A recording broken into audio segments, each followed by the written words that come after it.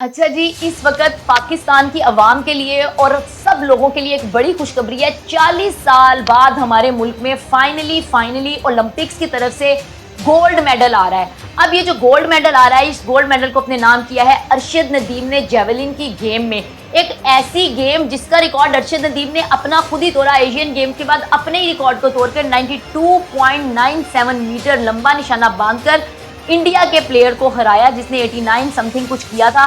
बहरहाल इस वक्त किसी की बात नहीं करनी, सिर्फ और सिर्फ खुशी और दिली मुबारकबाद अरशद नदीम को, जो कि एक मिडिल क्लास से ताल्लुक़ रखने वाला इंसान है, जिसने अपनी मेहनत से खुद को यहाँ तक पहुँचाया। अगर मैं अरशद नदीम की बात कर रही हूँ तो मैं ये बताती चलूँ कि ये एक ऐसा इंसान है जिसने 8 साल तक एक नेज़ा इस्तेमाल किया।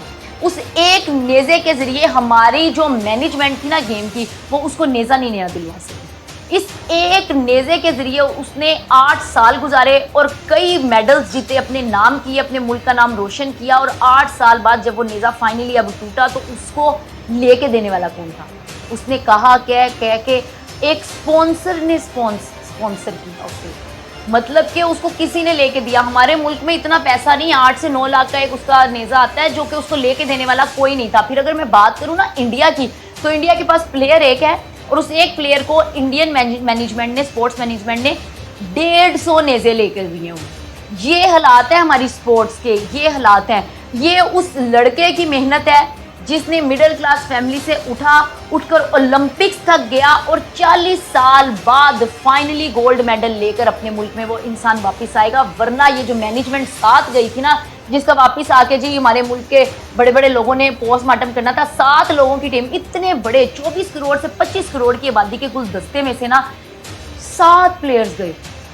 7 प्लेयर, हम सब जानते हैं। इसके बारे में हम बात इसलिए नहीं करना चाहते क्योंकि शर्म की बात है कि इतने बड़े मुल्क में सिर्फ 7 लोग हैं जो हमारे मुल्क को रिप्रेजेंट करें, और वो भी वो 7 लोग जो कि जिनमें से एक जीता है। वो स्विमिंग का मुकाबला हुआ तो मजाक बन गया, कई मीम्स बन गई। वो बंदा इतनी खूबसूरत तैराकी कर रहा था ना कि वो नीचे ही डूब गया। वो तैराकी आप खुद बड़ी प्यारी कर सकते थे। फिर अगर बात की जाए ना कि बाकी जो प्लेयर्स वो 7 अपने साथ लेके गए, वो उसमें शूटर थे, उसमें रनिंग कंपटीशन में थे, इस तरह की जो 1-2 गेम में इक्का दुक्का खिलाड़ी को लेके गया, उसके साथ 11 लोग मैनेजमेंट के साथ थे जिन्होंने गर्दनें झुका के नीचे आना था। लेकिन फाइनली अरशद नदीम ने थोड़ा सा इन्हें हौसला और हिम्मत दी होगी, अब उनको मिली होगी कि भाई हम थोड़ी सी गर्दन ऊंची करके आ जाएंगे। लेकिन वो सारा का सारा क्रेडिट जाता है अरशद नदीम को।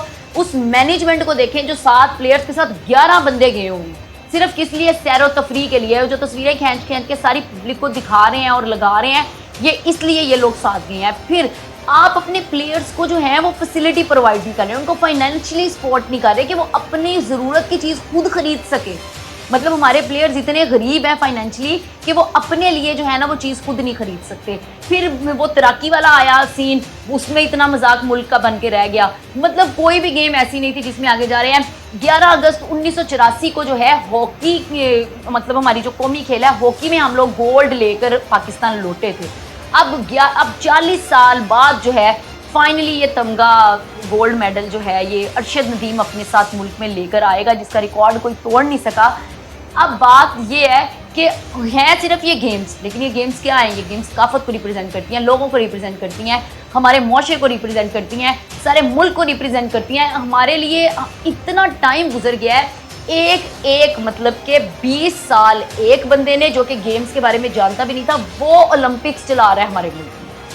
फिर एक ऐसा बंदा जिसको पता ही नहीं, एक ने तो 26 साल तक चलाया है। मतलब ये जो ओलंपिक्स में मैनेजमेंट में जो मेन हेड है ना, वो लोग हैं जिन्होंने 20-20 साल बैठ के राज किया और एक गोल्ड मेडल नहीं आया, एक गोल्ड मेडल नहीं आया। फिर उसके बाद 26 साल एक की हिस्ट्री है, 20 साल एक की हिस्ट्री है। मतलब इस तरह के कई हैं और पास हमारे कुछ भी नहीं आया। अब अरशद नदीम ने तो गोल्ड मेडल जीत लिया। बात यह है कि कहा जा रहा है कि जी जब ये दस्ता वापस आएगा इन खिलाड़ियों का, तो इसका पोस्टमार्टम किया जाएगा और देखा जाएगा कि जी क्या कमी पेशी रह गई। भाई कमी है, 40 साल बाद आ रहा है। सोचो पिछले 40 साल से मुल्क में हो क्या रहा है? गेम्स का सत्यानाश होकर रह गया। अपना कौमी खेल हो, कोई कौमी खेल की बात की जाए ना तो पिछले 3 साल से क्वालिफाई नहीं कर रही हमारी।